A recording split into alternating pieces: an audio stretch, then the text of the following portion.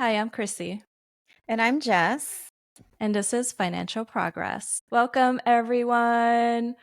Today, we have Jasmine Lopez, and she is a joy based money coach. Today, we're going to talk about how to create a money plan that reflects our joys and values. So, just a little disclaimer, this is not financial advice. This is just a conversation between friends. So, please seek the help of a financial professional before making any financial decisions. Welcome, Jasmine. Welcome. Hi, so excited to be here. So happy that you're here. So, before we get into your expertise and what you like to talk about, we want to talk about you first and your financial progress and how it has been over the years. Yeah, absolutely. So I gotta go back a little bit. Is that okay? Yes, go ahead.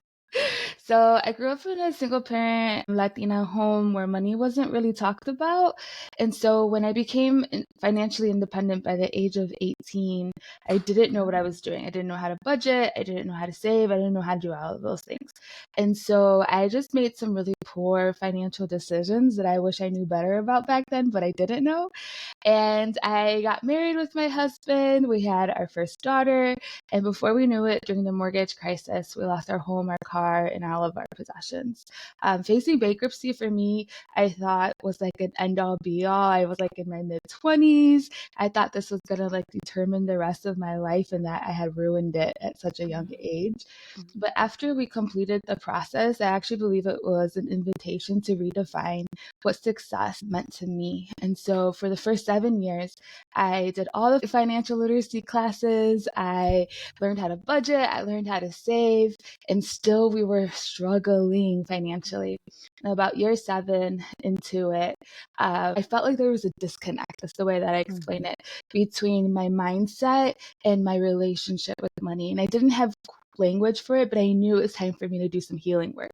So that's when I went into therapy. I got a spiritual director. I got a group of friends together who can hold me accountable and we can hold each other accountable financially, and even got a financial coach to help me better understand my lived experience, the things I had experienced when I was younger, and how that impacted the way I saw myself, others, and money. Wow.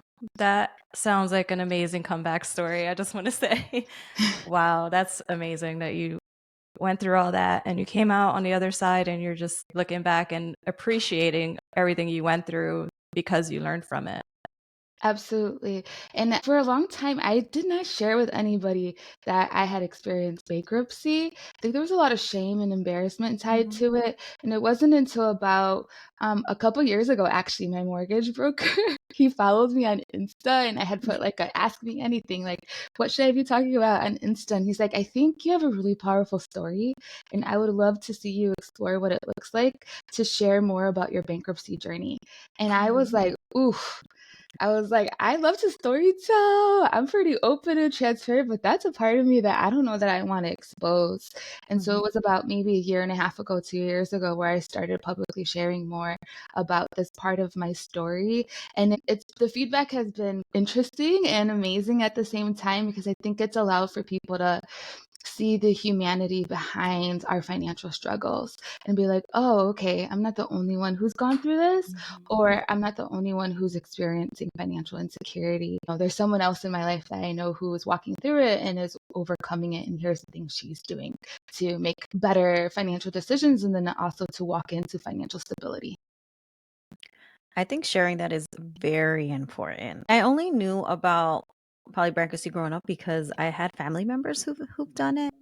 And they mentioned it, and I was just like, huh, what does that mean? Like, I didn't really know. I just knew that it was going to be bad on you for like 7 years. Like, that's the only thing I knew about it. So I think that with you sharing that, people can relate. And they're just like, wait a minute, I'm not alone. Yeah, absolutely. And you came out from it. Yes. Yeah. Came You out on came. the other side, have a savings, got an 800 credit score. Yes. We Yay. have an investment property. I'm now living an abundant life where my identity is not tied to money. And, that's part of the journey around what does it look like to build a healthy relationship with money so that, because in every season of life, right, we're going to experience the highs and lows of finances. We're seeing it now between layoffs and the uncertainty around our economy, inflation, and so much more, right? And so how do we not tie our identity to money in the ins and flows of different seasons of whatever our financial seasons look like, so that they don't wreck us and impact our mental health negatively? And that's ultimately like my goal and my desire, and what I want to help more people walk through and have more language for. I just wanted to point out the fact that you said you filed bankruptcy and currently you have an 800 credit score. Because Yes. that can give people so much hope who had to go through that process and may feel like they would never get there. And you're living proof that you can. So that's super inspiring. And I just wanted to highlight that fact because that's amazing. Yeah, thank you. And I don't even have a mortgage line on my credit. Only my husband has the mortgage. So even in that, it's just lines of credit. It's not even like like typically they're like you should have diversified lines of credits and different forms of credit in order to get in the 800 club. Mine is just from building the credit up so well since the bankruptcy. It's been 14 years now that now I'm in the 800 club, and I'm like, okay, let's maintain, good credit utilization. Now that I know the language, right? You learn the language, you learn the skills, and you're like, oh my gosh, okay, so that's what this means. So here's my strategy behind how I'm gonna do XYZ, so that I can be making informed financial decisions for my now and my future. And it takes time. It takes time. A lot of people, like, they'll contact me and just like, hey, I need to raise up my credit score in 3 months. I was like, yeah, it doesn't happen overnight. It really doesn't. And I think that's such an important lesson for so many people to know. Like, it takes time, right? And even in the 14 years, we had seasons where we got into little moments of debt because we were investing in our businesses, and having to create the plan and remind myself also, because it would like re-trigger me in a lot of ways.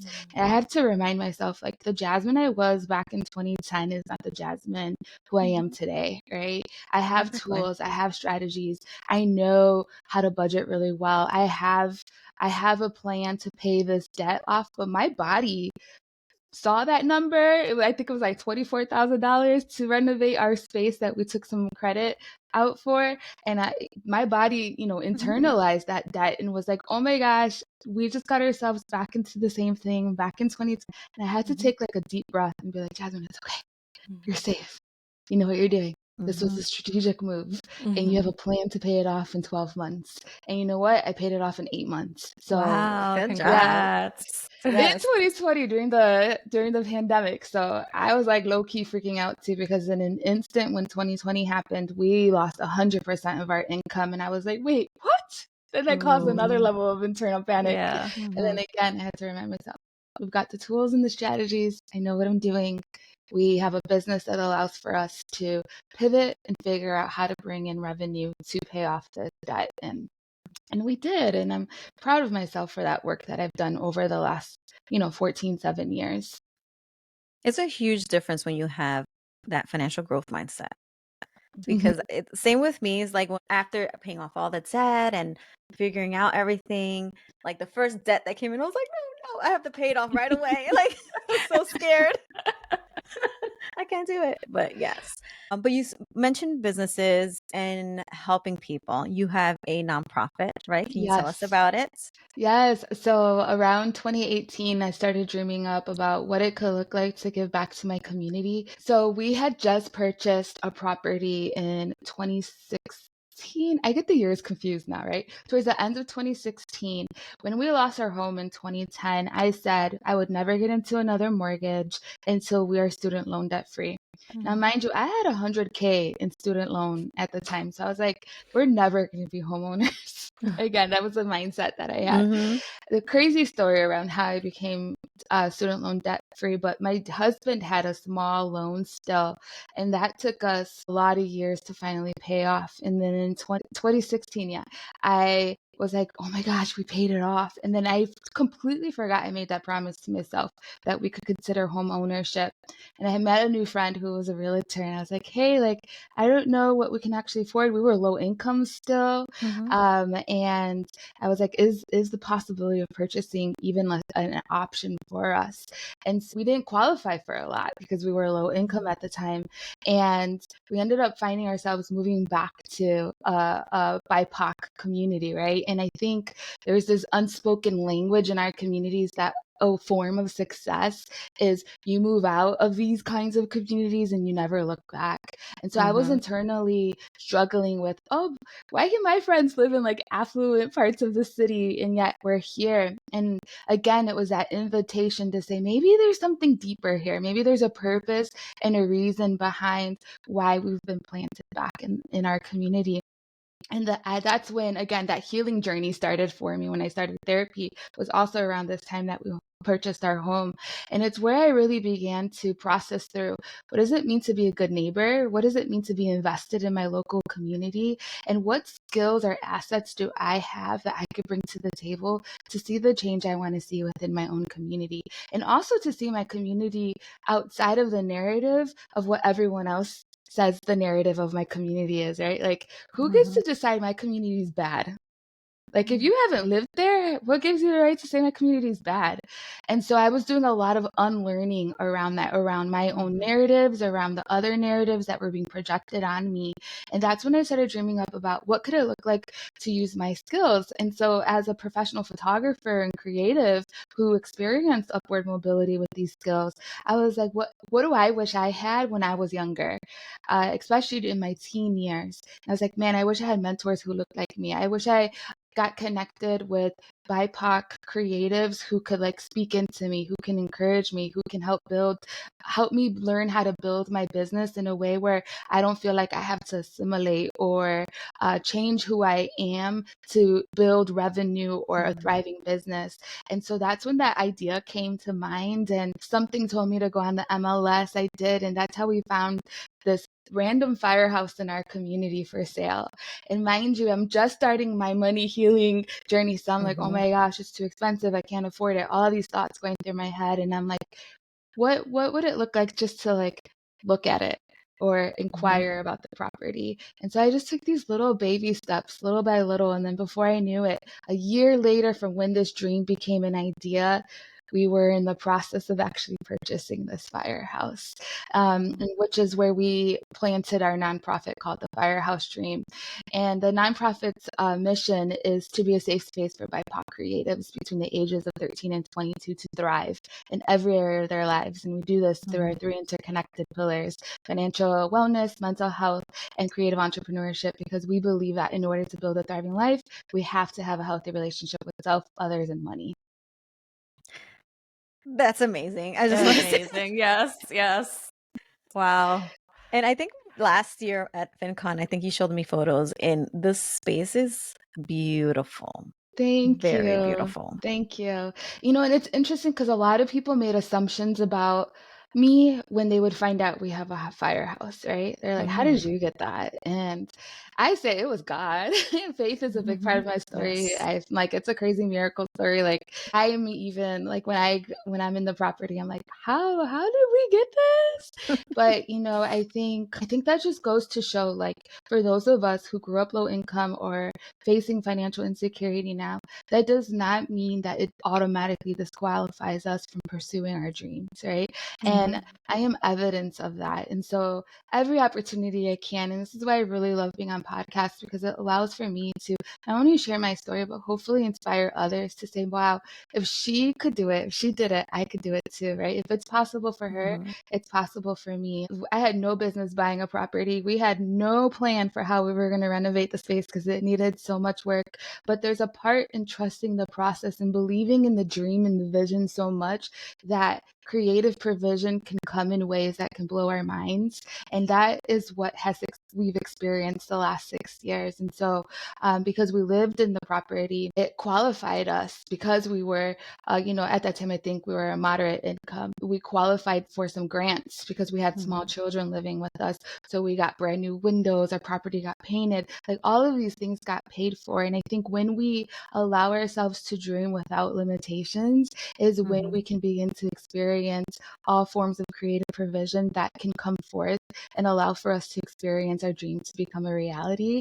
And it's one of the coolest things that I could say I've been able to experience over the last 6 years since purchasing the firehouse. That's very beautiful. Amen to that. Amen. Yes, that's a beautiful story. I feel so inspired just having this conversation with you. That's amazing. Thank you. So, with all your progress, business, so many good things, I want to get into one of the, I guess, your main priorities, right? Like money mindset. And how does someone heal their money mindset? Yeah, I think in the finance space and coaching space, this is the number one step that is missed in most spaces. And so I would love to see more of us taking on and doing this work with our clients, because there is such an interconnection between our mindset and our relationship to money. And so I walk my community and neighbors through this process of, what is your money story? How has your story impacted your relationship to money? And not just in your home context, right? Like, I like to think about things holistically in every aspect of who we are. So not just in home, how was money talked about, but what is the messaging we saw on TV about money? Right? When we drive between one community and another community, in Chicago, it's very segregated, not just racially, ethnically, but it's segregated by class. So, and they call it class or economic segregation. And so from one community to another community, you see the stark differences of what good or happy looks like, where it's how does that messaging impact our mindset and our belief system. And it's said by the age of 7 our mindset is formed, right? And so our little bodies are internalizing everything we're experiencing and seeing, and yet if we don't have our parents helping us navigate this, we just internalize it and we form our own belief system, right? And so for me, this work is so important to take a moment to look back. Let's reflect. Let's look internally first before we start thinking about what we can do externally. And let's unpack. Let's gain some language around our money story. And then how has our money story then formed any sort of lies we believe about money, whether it's scarcity, whether it's I'll never be successful, or we all have different mindsets, right? Based on our childhood experiences. So then I walk them through the next process of, well, okay, let's unpack that and let's come up with some truths and affirmations so that we can begin to build new neural pathways in your brain so that you can believe that success is attainable and possible for you, so that you can believe that you can make informed financial decisions, so that you can believe that there is an abundant, unlimited amount of ways to make money. And we all deserve an opportunity to be able to make a living wage and a living income, regardless of our education background, regardless of our race or ethnicity, right? And so then when that work is done, is when I believe we can create a money plan that reflects our joys and values. But first, let's take some time to reflect, notice, and walk through and better understand our money story and how it's impacted our mindset. Wow. I'm just like kind of blown away with everything you said. Yes, mindset is just so important. And just talking about it and trying to figure out what triggers you or what emotions you have tied to money, it's super important. Yeah, you had me thinking, like, while you were like saying what to look for and like driving into neighborhoods, I'm just like, I came from North Jersey to Philly, and like even that jump was completely different for me, and I was so angry. I was like, mom, why you moved us into the hood? And it's just like, wait, what? And then even had me thinking of who I like looked up to growing up. So like my uncle will move into like new bigger houses each time. And I was just like, well, I want to get there. Like, what do I need to get there? So it kind of like had me like in my own thoughts when you were talking. Yes, I love that. It's interesting you mentioned an uncle because I have a family member growing up who was very affluent, who, you know, could be considered making it out. And Mm-hmm. growing up, like he really separated himself from us. And I always wondered, like, why? Like, why did he not engage with us? Why did he not see the value of pouring back into his family to show us what he's learned along the journey, right? And that's Right. his own healing journey he has to unpack. But it makes me think of, so there's this big fancy word called economic connectedness, which basically just means cross-class relationships, to be in mutuality and friendship and relationship with people who live differently than us, who falls in a different economic social status, right? And data is showing us that we are the least economically connected ever before. And this is important to unpack and really figure out some solutions around it, because what they're finding is that it's causing worse outcomes for low income children to experience upward mobility. I also want to add in, I think it's important to not only figure out solutions and how to help lower income children have access and opportunity, but historically that means BIPOC children, right? So Mm-hmm. how do we help them experience upward mobility without assimilating, or the pressure to feel like they have to deny who they are in order to get access and opportunity to wealth building opportunities? And that's a lot of the work we're doing, and why we exist Mm-hmm. at the Firehouse Dream is to be that safe space of saying, hey, like, here's how you can monetize creativity and build an income off of it, but you don't have to do it at the cost or by sacrificing your sense of self or identity. And I think that's so important when we're talking about mindset as well, because if we're not being mentored in this process or helping someone unpack and be coached or even in therapy about this, it can create that disconnect between our sense of self and identity and feeling like we need to change who we are or assimilate into, a dominant culture so that we can, in hopes, achieve success. When in reality, our cultural identity is our superpower. It doesn't need to be denied in any shape, way, or form. And there is something about our lived experience that we can learn from, and that informs our leadership, our decision making, our financial decisions, and even what it looks like to give back to our communities. Yeah, there's so much learning that can be done if we just integrated more and just learn from each other more. That's super important. And I love that your focus is the younger generation, Mhm. because that means that they're gonna pass it down, and they're just gonna keep Mhm. passing it down, and that's what we have to target, right? The younger generation, to make sure. Yeah, all good stuff. This is great stuff, Jasmine. Yeah, I love it. definitely. So let's say they went through your process, healing their money mindset, and now they're creating that money plan that you mentioned, right? When they get into like creating that money plan that you're doing with them, what questions would you ask them that it will bring out that joy that you mentioned? Yeah, absolutely. So I walk them through their values and joy list. Okay. And we take some time to like really sit and unpack like what that means, right? Because what brings me joy may not bring you joy. We're all Mm-hmm. different.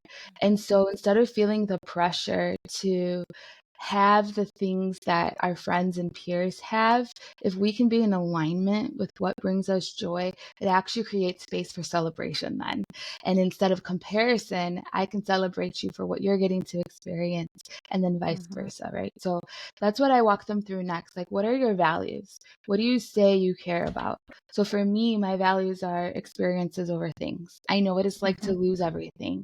And that doesn't, again, determine my worth or my value, but I'd rather have experiences with my loved ones and my Mm-hmm. children in a way where we get to experience new cultures, traveling, trying new foods, and so much more.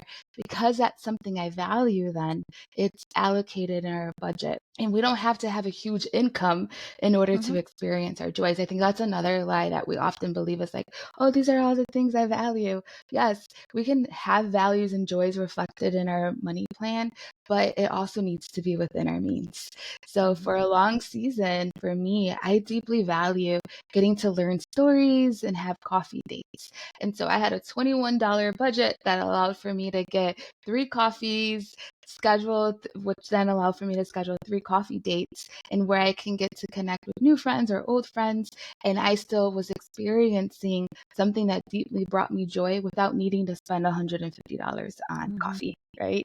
And so I think this approach to money planning around our joys and our values allows for us to, one, not feel restrictive when it comes to our budgets, but then it also really helps us to make sure that there is that alignment between how we're spending our dollars to what we say we value. Because I believe our money spending tells a story. And so as a storyteller myself, I'm like, everything tells a story. So what we spend and how we spend tells a story. And so I think we need to take a moment to pause, notice, and reflect. Is my spending reflecting what I say I value and what brings me joy? And if not, what shifts can I make so that it does reflect what I say I value?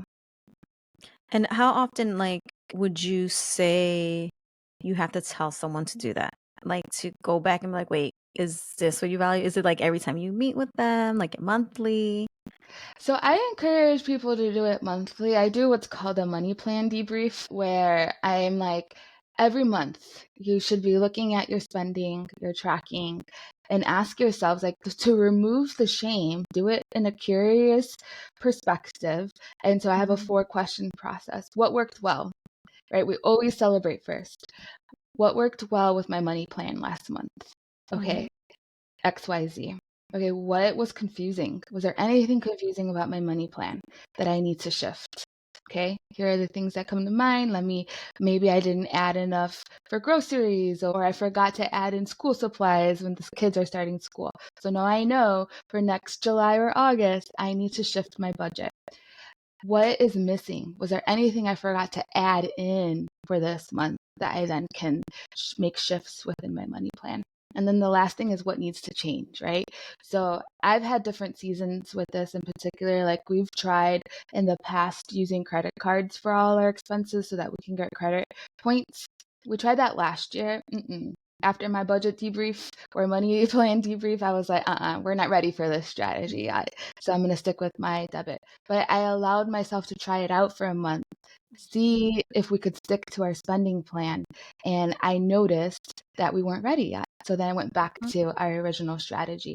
So I think when we can allow ourselves to debrief our money plan through a shame-free lens is really when it allows for us to be like, okay, here are the shifts I'm going to make. I'm removing, again, the emotions with money and making these informed decisions around how I'm going to make changes so that my money decisions are reflecting my values and my joys. So I recommend monthly. I need to do that with myself because I think I get too That's comfortable. I am going to, when I rewatch this episode, I am going to write down those questions so I can do that every month, because I thought that was super important and reflective, and also shows you where you need to grow and where you need to pay attention to. So that's awesome that you do that. Yes, No. please do it. I mean, I do it in every area of my life with like work and planning and all the things. I do it. But for a money plan, I think it's so important that we are also debriefing it and celebrating ourselves for the accomplishments and our wins. Yeah. I love that, starting out with positive, like, what did we do well? Like, that's super important. Yeah. But it made me realize that, even after, like, knowing, you feel like you know everything, right? Once you go through the process and stuff like that, and then you get too comfortable where you're like, oh, I don't need to do monthly meetings anymore. Oh, I don't need to do that. But in actuality, I need to ask myself those 4 questions every month, no matter how far in my journey I am in. So it was a good reminder. So I appreciate that. Yes. And you know what? In every season, we're different people, right? We're constantly growing, we're constantly evolving. So it's realizing, like, what I said my goals were, what my intentions were 2 years ago is not the same for who I am today. And now my kids are older, right? Like, they're teens and tweens. Like, the needs of my family is very different when it comes to food, clothing, their desires, their joys. Now we're thinking about, like, how do we add or shift our budget so that our kids can feel like their joys are reflected in our money plan. Because I do believe it's this collective co-creating opportunity now that we have older children to say, hey, like, what does it look like to Mhm. help you experience your joy? So I'm testing out this new thing where we have our clothing budget allocated each month. And so one kid gets access to that budget, a different kid each month, and then they get to decide how they want to use those dollars. So I had one kid who like went online shopping and spent it was $100. So she went online shopping and she got some cute outfits that reflect her style. And then the next kid really wanted Nikes. And we're not really a name brand family. So there was a little internal struggle between my husband and I. But I was just like, hey, she's a tween. This is something that would bring her joy and something she values. I want her to feel a sense of agency over her decision making with her budget. We've given her total freedom with this, right? So her Nikes came out to like $70, totally cute. And then she's like, for the last $30, I'll go thrifting. And so she was able to Wow. find 4 really cute outfits and be able to still accomplish what she was looking to accomplish without sacrificing in one area that brought her joy. So it's been really neat to see my kids implementing the strategies and the approaches around what finances look like for me in our home context. And so that's been really rewarding as well to see. Mhm. Yeah, I and it love that. also teaches them how to manage a budget because sticking Exactly. to that $100 and coming up with that creative ability to buy the Nikes that she wants and also go thrifting. Like I still go Mhm. thrifting to this day, and I usually go when it's half off. Yes, yes. So Same here. you could get a full bag of clothes for like $40. Like it's Yes. amazing. So that's amazing that you taught your children those values. Wow. I'm super impressed. I love this conversation, by the way. Mhm. This is a great conversation. What is one piece of financial wisdom you would like to leave with our audience? Yeah, I would say, man, dream big. Don't limit yourself around what could be because of how much money you have or don't have. And I would also say our stories impact us, but they don't define us. So if you've experienced some, financial challenges similar to mine, they don't define you and you're able to still build a life that you hope for and dream for. Thank you. Thank you so much, Amazing. Jasmine. Can you tell everybody where they can find you? Yeah, so you can find me on Instagram. That's where I am the most. And Your Friend Jasmine. So it's yourfriend.jasmine. And then my nonprofit, The Firehouse Dream, is exactly that, The Firehouse Dream on Instagram.